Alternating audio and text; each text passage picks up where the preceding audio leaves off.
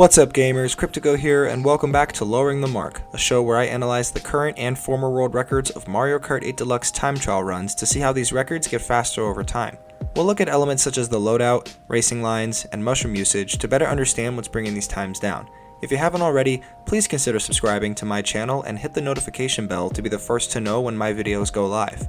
For today's episode, we're staying on the retro side and reviewing the standard version of my mom's favorite course, Moo Moo Meadows at 150cc. On April 29th, 2017, the world record for this run was set at 1 minute 26.519 seconds by the Australian player Anthony. Fast forward to October 10th, 2021, where the record was brought down to 1 minute 24.642 seconds by, you guessed it, Alberto. That's a 1.8 second improvement between records and a 2.1% faster time. Our former world record holder Anthony has broken 42 world records across 5 unique runs and has spent over 800 days holding at least one world record.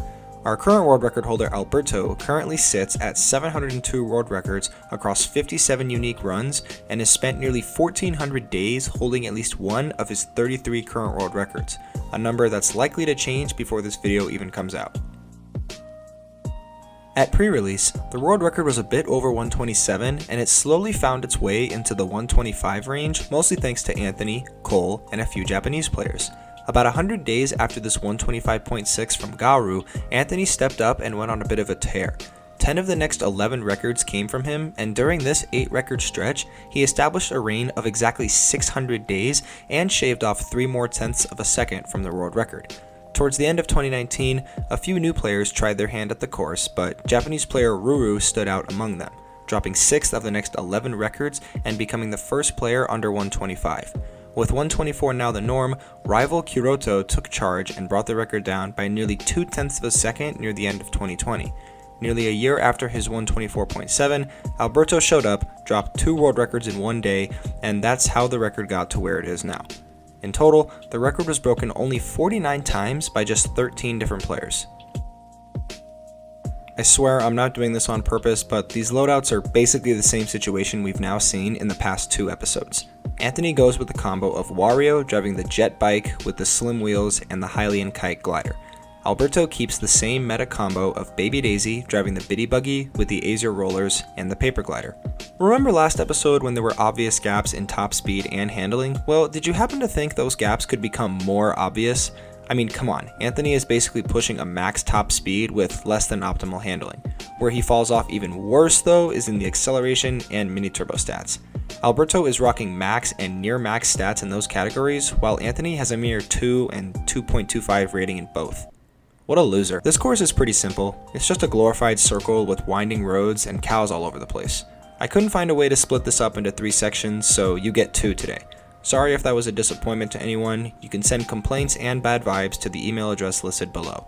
For those of you that are still here, let's take a look at how each player tackled this fairly basic course.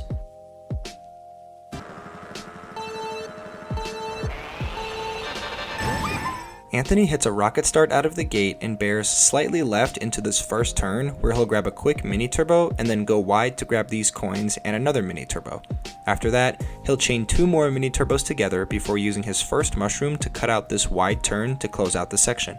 Alberto uses his mushroom right out of the gate and grabs a quick mini turbo before starting this prolonged super mini turbo around the first turn.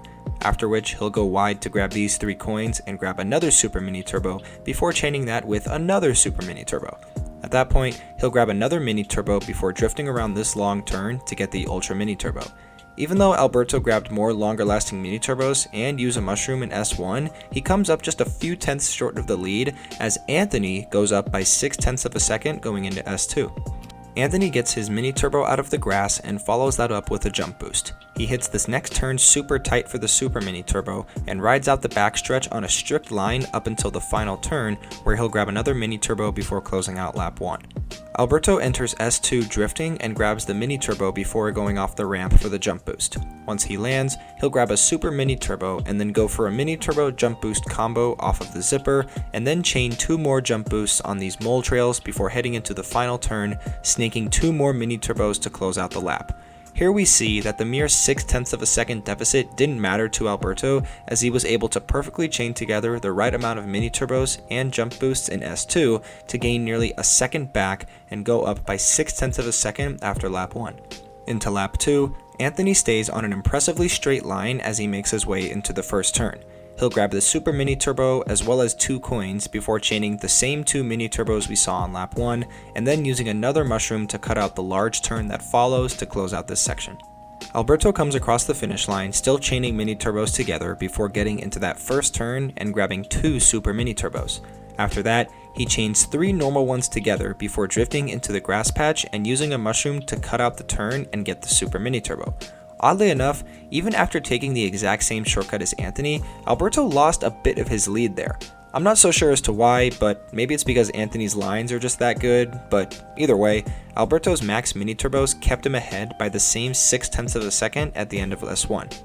Anthony switches it up a bit through S2. He gets the next mini turbo and jump boost, then goes for this prolonged super mini turbo around the next turn. After which, he goes off the zipper for the jump boost and gets back on his direct line into the final turn, where he'll grab another mini turbo before coming across the finish line.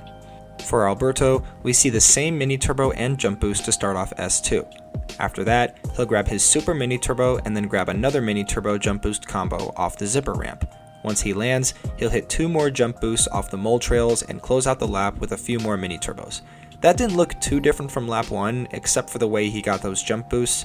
Regardless, it's because of those longer lasting mini turbos and jump boosts that Alberto added another 0.6 of a second to his lead to go up by 1.2 seconds after 2 laps and outsplit Anthony's lap by 0.6 of a second.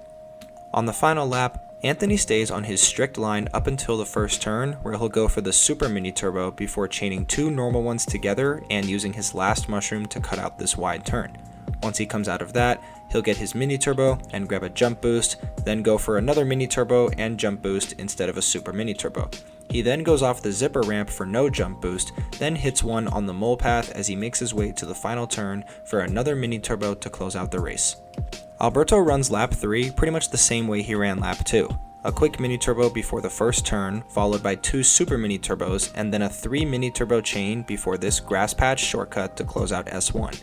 Into the back half, he hits the same mini turbo and jump boost, but follows that up with the rare super mini turbo jump boost combo on this mole trail before chaining another mini turbo and jump boost off the zipper. He'll close out the lap with a few more jump boost and a super mini turbo around the last turn as he comes across the line, posting a time that was 1.8 seconds faster than Anthony's former world record.